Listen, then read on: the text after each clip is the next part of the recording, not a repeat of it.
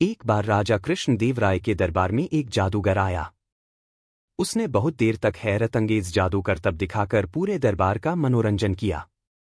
फिर जाते समय राजा से ढेर सारे उपहार लेकर अपनी कला के घमंड में सबको चुनौती दे डाली, क्या कोई व्यक्ति मेरे जैसे अद्भुत करतब दिखा सकता है? क्या कोई मुझे यहां टक्कर दे सकता है?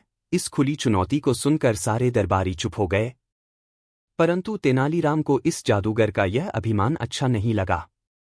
वह तुरंत उठ खड़े हुए और बोले कि हाँ, मैं तुम्हें चुनौती देता हूं कि जो करतब मैं अपनी आंखें बंद करके दिखा दूंगा वह तुम खुली आंखों से भी नहीं कर पाओगे। अब बताओ, क्या तुम मेरी चुनौती स्वीकार करते हो? जादूगर अपने अहम में अंध था। उसने तुरंत इस चुनौती को स्वीकार कर लिया। तेनालीराम ने रसोइये को बुलाकर उसके साथ मिर्ची का पाउडर मंगवाया।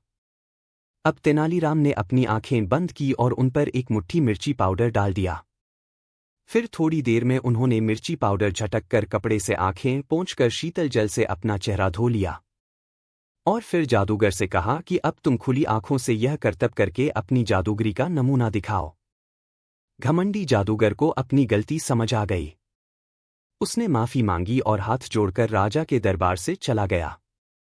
राजा कृष्णदेव राय अपने चतुर मंत्री तेनालीराम की इस युक्ति से अत्यंत प्रभावित हुए।